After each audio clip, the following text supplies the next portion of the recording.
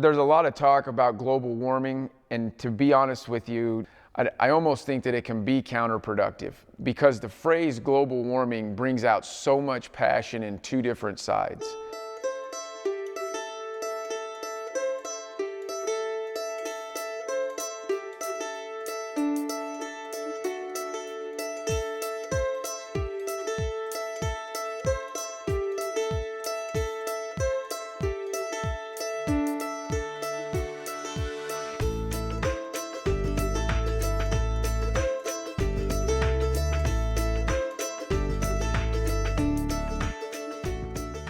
You mentioned climate change to some people and they just roll their eyes immediately. And why has it got that connotation to it? I think probably because they've heard so many different stories, and so a skepticism grows. I'm not totally sold on the fact that fossil fuels are actually causing global warming. I think that's up to debate.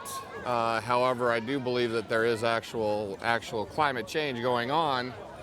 I believe that actually occurs naturally, and that so I'm not as concerned about the global carbon footprint. So the Climate and Energy Project in Kansas was looking at a population that a lot of other case studies didn't look at, a more conservative state, one that isn't necessarily known for having really developed efficiency programs, but they're moving in that direction. And we're really thinking hard about how do you talk about these issues, about efficiency, changing our behaviors in our homes and in our communities, in a place that, you know, if you say you did it in Kansas, you could probably do it in other places as well. You know, a lot of times we say, oh, they did it in Portland, they did it in Berkeley, and it just doesn't have quite the same resonance. In Kansas, and I would argue elsewhere throughout the country, climate change became a politically polarized issue. It was seen here early and increasingly since as a liberal issue, as an environmental issue.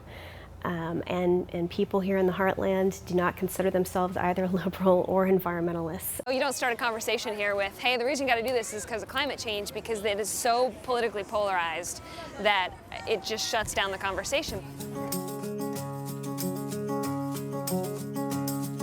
One of the things that was really important to the success, I think, of the Climate and Energy Project's approach is that we really meet people where they are. And it's important for us to be thought of as an organization who respects their values, who is honest and open, and it really doesn't matter to us whether they believe in climate change, whether they believe it's human-induced.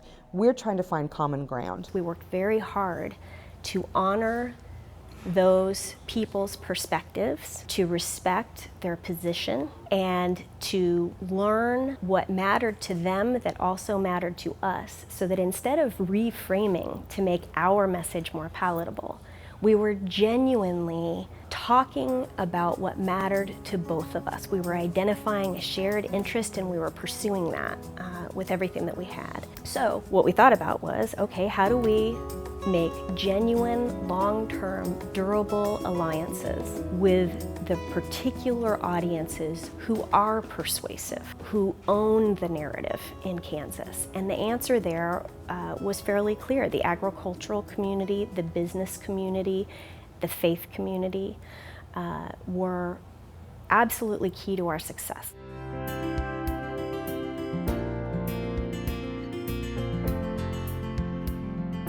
The wise use of resources has always been a thing that farmers do. And maybe we can roll that over into how wind energy is also a wise use of the resource. In this case, the wind is going to waste otherwise. I guess it seems wasteful to me not to use it. And I would think probably a lot of other landowners see it the same way. So why burn a fossil fuel that we know is eventually going to go away and at the same time let the wind energy just blow by without being utilized. So to be able to go forward and keep that ability for as many generations of Kansans going forward through the economic opportunity that alternative energy provides Kansas, I think that's very important. Oh, I think it is definitely a heartland value because the land itself here is very precious. In some times in the past we have abused that land. Now we're managing that land and taking convertible products where before we threw them away. And we're managing the land and those resources to convert into many renewable energy resources.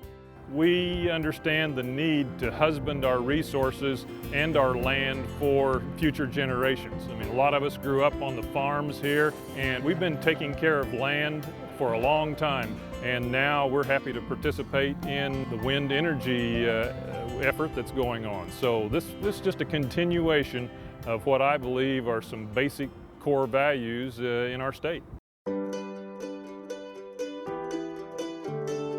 The leaders of these organizations absolutely became our messengers, and the most compelling example of that, I think, is probably Kansas Interfaith Power and Light. Interfaith Power and Light is an ecumenical organization that also serves as an advocate both inside and outside the faith communities. It's not just about Episcopalians, they're not just Christians, it is people of all different denominations and faiths having that conversation across those cultural and religious boundaries about environmental stewardship. And they also serve as both internal advocates within the faith communities and an external advocate in the state as well, pushing for environmental stewardship and talking about it within the context of faith.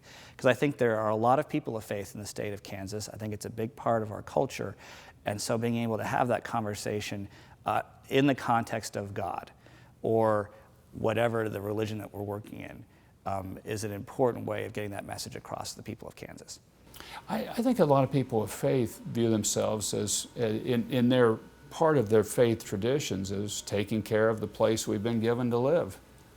And so that this is about an environmental stewardship from a faith perspective, that we are to be good stewards of the bounty that we've been given. We are a military state. We send a lot of young men and women overseas to fight, have done so for generations, are doing so very much now. So there was a real emotional sense that we don't want, and in fact, people wrote in, we don't want to send our boys to be buried in the prairie, we want to have turbines on the prairie. From my time in the Marine Corps, I've seen people pay the ultimate human cost, as many others have known people, been very tight with people that have paid the ultimate human cost for our military presence wherever we're at in the world. And to some extent or another, our motivations for being over there are tied to our concern to natural resources. When you look at it in that respect, I don't know how anyone could not see energy independence for the United States as a win-win situation. I think as we look at the country today, that we understand that depending upon resource from abroad for energy is very, very dangerous. I think national policy and strategic policy should wean us away from dependence on energy. The grouping of such things as solar, wind, biomass is a contributing factor to that, and I think technology is on the brink of moving us forward in a dramatic way, particularly in this area of the country. And we can be the Saudi Arabia of wind. And I believe we have the full capacity to be able to be that, and that can be a key part of what our future is about. At the root of all of this is our need to get off of foreign oil. We have too much dependency that makes us too insecure, that's too expensive for us in that dependency on foreign oil. And harvesting the wind in Kansas and getting it to markets where it's needed around the country is critical.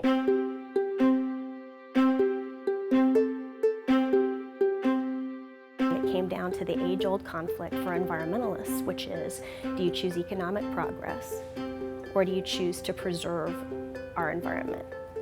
Our argument from the beginning was you can and should do both. Our perspective is not so much worrying about whether man causes global warming, but more a matter of why don't we just make improvements that make sense economically, because there's so many of those types of improvements that can be made. Let's address the things that are easy to address first.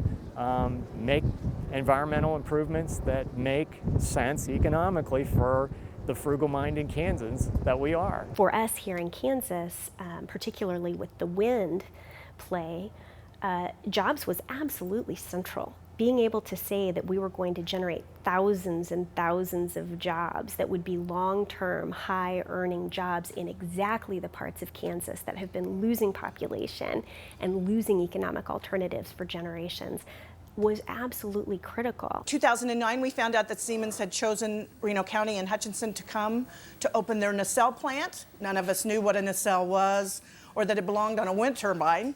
So we've been happy to have them here. It's changed a lot of people's lives. A lot of people have jobs that didn't have jobs before. It's just been wonderful for our economy. We needed it. We needed the jobs. And to know that it's renewable energy, simply awesome. We're thrilled. I have people that are walking taller and feeling better about themselves in a long time. So it's helped my business. It's helped our community. So I'm proud to have them here. Affordable energy and electricity exports will help underpin Kansas's 21st century economy. We'll expand and start new wind energy projects in the state. And if we do this right, we will see the development of a renewable energy corridor throughout the state of Kansas that will provide jobs for rural Kansas and clean energy for the world. I want Kansas to not only be known as the wheat state, but also the renewable state, and we can do it.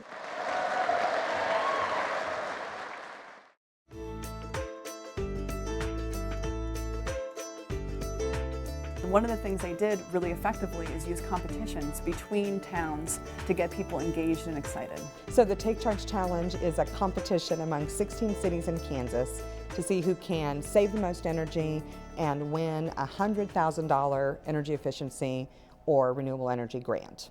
It's a competition that features leadership teams in each community working together to try to figure out what strategies they can use to get their friends and neighbors to make small changes in their homes, whether it's change their light bulbs or weatherize their homes or get a home energy audit.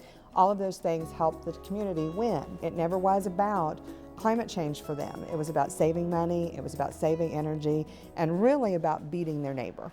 What we do is we are graded on events that you put on, presentations. The people change out energy efficient bulbs and they go on the website, know how many they changed out, and each city is given points. And so right now the city we're in #1 spot, and so we're looking to continue that. And so this is another way for us to go and get the word out to our community. It was the competition, it was winning. That really mattered. What we did was to refigure energy efficiency from sacrifice to win, and that's a big deal. It's the difference between Jimmy Carter putting on his cardigan and saying you must sacrifice and waving a banner and saying we won, we did this. What we found is that these behaviors kind of snowball, if you will. And so what we were hoping to do with the Take Charge Challenge is just get people started on those actions and break down those barriers so that it becomes safer to have the conversation because you're already kind of participating in it, and maybe it's not so easy to demonize when you're taking part in the movement. So part of it starts with programs like in Kansas, where they get interest, there's a competition, they're actually tracking their results over time in terms of the light bulbs installed, the measures taken, the total savings from that town compared to another town. Those sort of metrics are extremely important. They set the stage, I think, for more infrastructure and technology changes. It definitely takes getting people interested, engaged, and motivated to even start to think about making those larger investments, to start thinking about investing $5,000, $10,000 to improve their home, to save efficiency, to save energy. The Heartland matters in this conversation. There are people here who are doing the right thing for a variety of reasons. It's not about climate change for many of them, but they're still changing their light bulbs, they're still weatherizing their homes, they're still supporting wind energy, they're still doing the right things for the right reasons, for their reasons, and we just have to continue to respect those reasons and continue the conversations in the Heartland. The work that we need to do on climate change is to, in fact, in real time, reduce carbon emissions. That's what actually matters, and that becomes easier and easier as we have successes along the way in reducing those carbon emissions. That part of our turning away as a nation from action on climate change is the sense that we can't do it. It's too much and it will hurt. We need to work together, show that we can do it. And at that point, the conversation about climate change, in our estimation, changes 180 degrees.